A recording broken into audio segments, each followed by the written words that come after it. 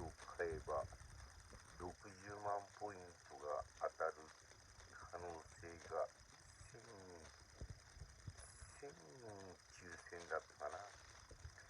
まあ当たんないだろうけど、まあ、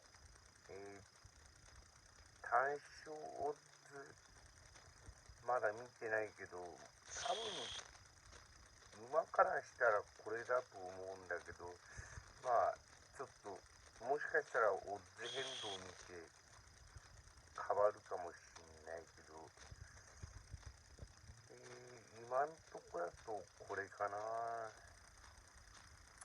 昨日ちょっと目がちょっと違ったな。惜しかったな。で、目はなんでガチガチ安か。3連服安すぎるよな、あれ。まあ、とりあえず、普通でいいかな。トップハンデだけど、3番強いとは思うんだけど、まあ、エメリットもいい馬なんだけどな。6番。あと、怖いのは、長谷のパイロットだよな。多分人気ねえと思うんだよな、長谷のパイロット。そろそろ狙い頃じゃねえかなと思うんだけどな。